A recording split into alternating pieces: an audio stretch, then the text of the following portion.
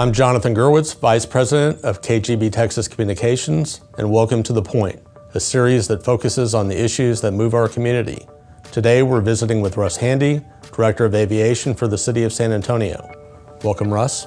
Thank you, Jonathan. Glad to be here. And let's get right to the point. The airport's been racking up some great numbers lately. Let's talk about passenger count first. How many consecutive months of passenger growth? 21 months, and we hit nearly 9.1 million total passengers in 2017. That's a growth of over 5%. We put together a 5-year air service development plan where we planned on about 3% of growth per year in capacity, which is a pretty healthy growth, and we've achieved 13% in just 2 years alone. That's great. In March, you had a record month. That was certainly the Final Four played a role in that. Tell us about those numbers. It sure did. So 850,000 people traveled through San Antonio International in March. It's the second highest growth month of the year. If you add on the first few days in April where the people were departing from Final Four, it's nearly 1 million. Well, you've had a lot of changes at the airport over the last 6 months. Let's talk about some of those changes, beginning with the consolidated rental car facility. Tell us about the Conrack and some of the innovative features that visitors will find there. Now, we're really excited to get the Conrack open. If you rewind, just a few short months ago, renting a car here was a bit of a painful experience. You had to get in a shuttle bus and go out to one of the satellite locations on the airport campus, haul your bags on and off the bus, and now it's a really pleasant experience. You rent your car right across a short sky bridge. When you return the car, you park it in the garage. The rental car folks take that car and service it right on site at the quick turn facility right next to the garage, all part of one large facility. You take your bag and you walk across the sky bridge. In about 3 minutes you're at the ticket counter or walking to the gate. So we're really excited about it. And not just because it's a really great customer experience for car rental, it is, but it's also an incredible reflection of our community and our art and culture. If you walk into the lobby of the Conrack, there's a full width, a couple hundred feet wide mural that captures 300 years of San Antonio history. Susie Gonzalez, Michael Machaca, two local artists competed for the honor of putting that piece together, and it's fantastic. You mentioned the garage as well. So underneath the rental car facility, the first 2 levels is a brand new short-term parking garage, which we're really happy to have that back. We didn't have that short-term parking for quite some time, and it's a wonderful experience as well. Another walkway. This one's underground, so you never have to cross the street, a busy street.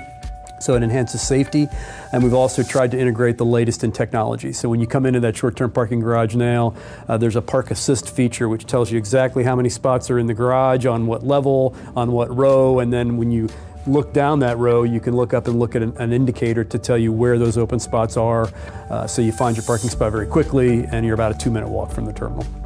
San Antonio International Airport now has 45 nonstops to domestic and international destinations. You've added a number of new nonstops recently. Tell us about some of those. We have a number. In fact, as I said, over the past 2 years, we've grown capacity by 13%. We were excited to welcome a couple of new airlines, both Air Canada and Frontier, over the past couple of years. Air Canada started nonstop service to Toronto on 1 May, and that's getting very good performance from both business and leisure travel. We're about to get our 5th nonstop destination into Mexico in late June, with Interjet going to León, Bajío, a very, very rapidly growing area, exciting connections between San Antonio and that region. Number of other spots. Fort Lauderdale will be added in July. Fort Lauderdale is a great place to just connect to South Florida, or it's very much a gateway into Latin America. Similarly, Philadelphia, American Airlines added Philadelphia service starting in July as well. And that service will provide a great business and leisure link, but it's also a huge European gateway for that airline. And Oakland was another great example. We needed more service to the Bay Area. Our tech industry is very receptive on that flight. And just 5 examples, a number of other wonderful air service opportunities, and we feel much more to come.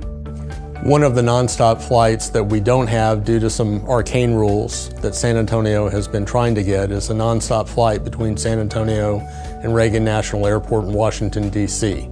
The most recent effort by the city to secure that flight died in Congress last month. What are the options? What's the future of trying to secure a nonstop flight into Washington National from Military City, USA? Right. So that has been a challenge. We have existing today a huge demand signal for a nonstop into Reagan National, and as you say, there is legislation that prevents an airline from doing that, even if it's a very smart market decision, which it is, and we have airline partners who have, demonstrated a willingness to support that if the law would allow. And so we've been working with our elected representatives, and they've been aggressively trying to get an amendment to what's called the FAA reauthorization bill, which is being negotiated now. We did have a disappointing opportunity with the House and failed to get that amendment in their part of the bill, but we're not giving up. The Senate now will bring that bill to the conference and to the floor, and so we're going to continue to work with our elected representatives. It's a really strong case. Unfortunately, as you identified, it is kind of an outdated rule based on some old market conditions, but there are some forces that are fighting it for their own economic reasons. And in this case, there was a lot of misinformation and inaccuracies that were portrayed to Congress that complicated things. So really, we're going to focus on the truth, focus on a data-driven decision to allow an airline to make a smart market decision. We're about to enter the summer travel season. What do San Antonians need to know about traveling from San Antonio International Airport, or about picking up friends and family who are visiting San Antonio?